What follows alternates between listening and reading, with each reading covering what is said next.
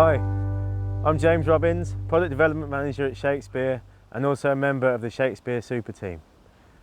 We're fishing today at Sprotborough, which is between Doncaster and Rotherham, and we're fishing on the River Don. Now, I've never fished the River Don before, but this has become a very prolific stretch of river for roach, skimmers, perch, and also smaller fish like gudgeon and bleak. And one of the most important methods on here is the bolo, and it's bolo fishing that we're going to talk about today.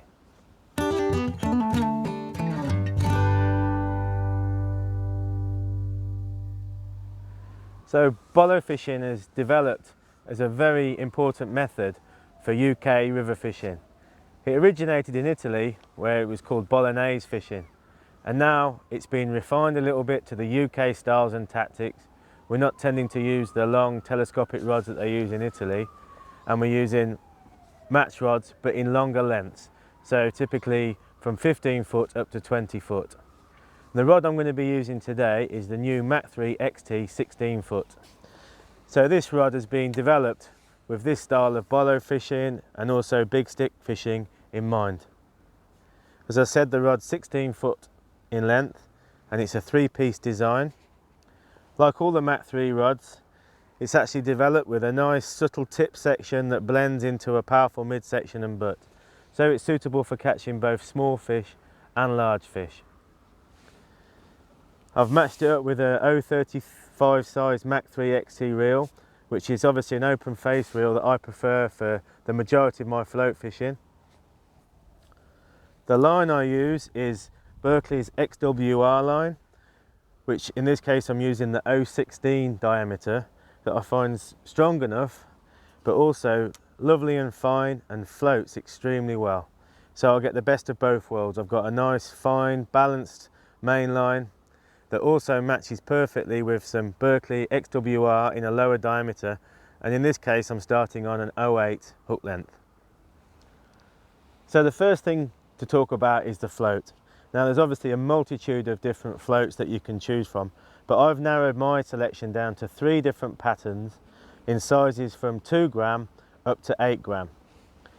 Now when I'm fishing on a slow moving river, I'll select an actual pole float in a 2 to 4 gram size, and I've got 2 different styles that I use. One's got a wire stem, one's got a carbon stem, and my favourite is this version here with a carbon stem and quite a decent diameter top, so you can see it when you're fishing out a further distance. Obviously the great advantage of bolo fishing is you can fish deeper pegs where it's difficult to fish a waggler or a stick float, and also you can fish past the pole line. So in certain situations you're actually going to feed 2 lines, a pole line and a bolo line, well away from it, so you're separating the 2 lines. So when I can, I'll fish the most sensitive rig, which would be that kind of pole float.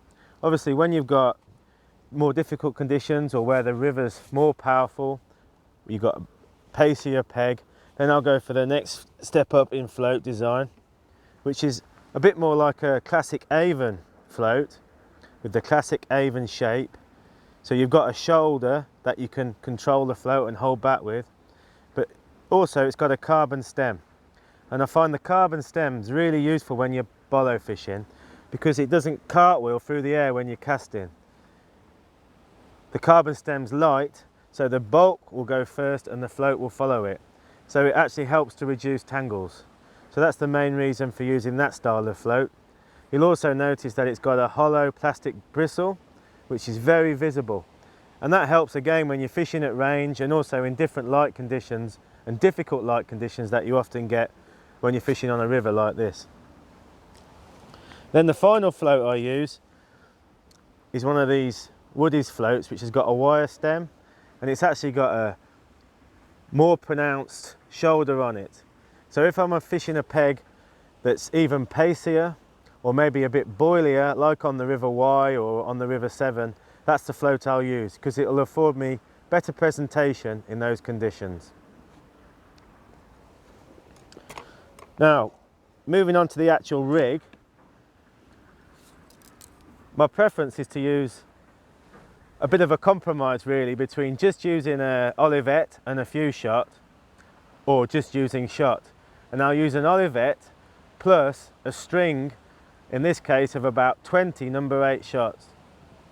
Now I find this rig is better in two ways.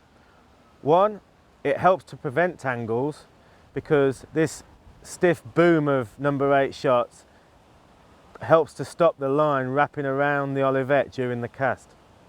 But it also makes the rig a lot more versatile. I can pull the shot down and create a different presentation very easily by utilising those shots and spreading them out. Sometimes you find that you're fishing in a positive way with the bulk close to the hook and just 1 or 2 droppers. Other times when the fishing's harder, you're actually pulling the bulk away, maybe 3 or 4 foot from the hook, and that's where it's nice to be able to string the shot out below it. And as with all float fishing, I don't like to use dropper shot higher in size than number 8 because of the fact that I can use a lead number 8 and it gives me much more versatility. The lead shot moves up and down the line much easier. So my preference is to use a number 8 lead shot over maybe a number 6 and a number 4. The hooks that I tend to use for a lot of my bolo fishing for roach, dace, perch on a venue such as this is the very reliable Kamasan B560s. Now they're a lovely sharp hook, they're a wide gape hook, and you find that you don't bump too many fish, and you also get a nice presentation because the hook's not too heavy. Obviously if I was fishing for chub or barbel, then I'd step up in gauge and use a stronger hook, but I'd say for the bulk of my fishing on rivers, that's the hook I choose first off. I'll use it from a size 18 up to a size 22, and today I'm going to kick off using a size 20. I do store a lot of the rigs ready made up on winders in the same way that you would do with a pole float. Obviously that means that you can adapt to changing conditions during the match if you want to fish a heavier float, and also saves time when you're setting up or if you have a bad tangle and lose your rig. One final point to mention about bolo fishing, which I think is really important, is to try and keep the rig as simple as possible. I know we talked about spreading the shot out. In perfect condition, that's great, but if you've got a bad downstream wind or you're casting a big distance and it's very deep, just keep it simple. Maybe just have one bulk of 3 or 4 number 8 shots, 2 or 3 foot from the hook, and keep things as simple as possible to reduce tangles as much as possible. So now we're going to actually have a go at fishing and talk about some tips that might help your bolo fishing. So as with all fishing, it's really important to plumb up accurately before you start the match. And in this case, I'm finding on this peg that the depth's around about 15 foot deep. And it's like a channel. It shelves off very quickly to about 14 foot, gradually deepens off to the middle and then comes up. When you're plumbing up on a long rod like this with a bolo and the depth's great, it's important to use a heavy plummet so that you can get it out easily with a gentle underarm swing and cover the peg and just get a mental map of the depths that you're fishing. So as I mentioned, I'm using the 16 foot Mach 3 XT rod, and that's about on its limit in terms of depth. So I've also set up a 17 foot Super Team LXL rod, which just gives me a little bit more room to play with if I want to fish over depth and also fish a little bit further out. So it just gives me that little bit more reach. But that's what it's all about with bolo fishing. You do need to fish a long rod to enable you to fish with the fixed float effectively. So I talked a little bit about the type of rigs that we're using, and this is the 3 gram version of the bolo float. And what I've done to start with is I've kept the rig simple, and I'm fishing just on the bottom with the bulk shot around about 3 to 4 foot from the hook. And I've just got 2 dropper shots, or 2 groups of dropper shots below that. I've got 3 number 8s, 3 number 8s, and then the bulk. And one thing to mention that to help reduce tangles is the way that you set up the distance of the hook from the first dropper to the second dropper. You want to make sure that it can't tangle around it. And the same story from this bulk up to the main bulk.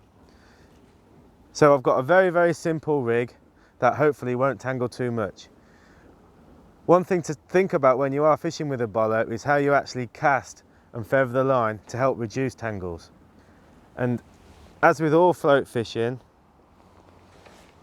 a gentle cast is the way forward. And with a bolo such as this, fishing in this depth, I'd actually do an underarm cast, sweep the rod gently forward, and then feather the line heavily before the float hits the water, so that it pushes the bulk and dropper shot away from the float and everything lands in a straight line without tangling.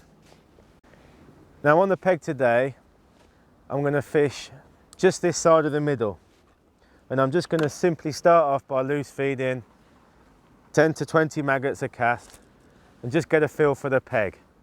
Obviously, as you start to fish the peg and get a greater idea of what's going on in terms of increases or decreases in depth, maybe there's a little hump on the bottom of the river, maybe there's a snag that you need to avoid. So I wouldn't go all out and just fish one line for the whole 5 hours in a match. Through the match, I'd get a good mental picture of the peg and the swim, and also where the fish are feeding in relation to that. So I'm just going to start off just this side of the middle and take it from there. The wind's actually got up and it's a downstream wind. So I'm casting further downstream to enable me to get the line behind the float and gain better presentation. Now, it obviously goes without saying, but using a longer rod, such as this 16-foot Mach 3 rod, it really helps in difficult conditions, such as this downstream wind, to control the float very effectively. Now the rod's very, very well balanced. Even though it's 16 foot, it's very light. The butt section's not too long, so it's not getting in the way when you're fishing. Another important thing to think about is, obviously this peg's not too pacey. So I'm not really trotting the float as such, I'm just easing it down the peg. And a lot of the time I won't even fish with the bail arm open like you would do normally with a waggler or a stick float. I'll actually have the bail arm engaged, and I'll actually hold the rod further away from my body to help gain that vital control for presentation. It also means that when I do get a bite and I strike, I haven't got to knock the bail arm over, I'm straight into the fish, and I've got less chance of actually bumping the fish off. Now, because we've got this pretty stiff downstream wind, I'm going to add a couple of back shots to my rig in the form of 2 number 10s behind the float. And what that will do is it will actually help me to sink the line directly behind the float, and also just give me a little bit more weight to hold back into and help ease the float naturally down through the peg. Okay, so I've started getting a few bites now, and I'm finding that the fish are sort of 2 or 3 meters below where I'm loose feeding, which you'd expect really in this depth of water. Obviously it's going to take a bit of time for the maggots to hit the bottom. And I've just had this nice perch that I hooked. I actually shallowed up by about 6 inches and put a double maggot on and picked up this nice perch. So it just emphasises how important it is to constantly change your shotting pattern and depth to understand what's going on in your peg. So there you go, that's a lovely mixed bag, around about 7 or 8 pounds of river Don fish, all taken on the bolo. As you can see, the bolo is a very effective method and another string to your bow. And if you're fishing on a river similar to this, maybe over 8-10 foot in depth, certainly worth considering this style of fishing. The Mach 3 XT rod, the 16 foot that I was using, is going to retail around about £120. If you want to have a look at the detail in more depth relating to this rod and other rods in the Mach and Super Team range, have a look on our website.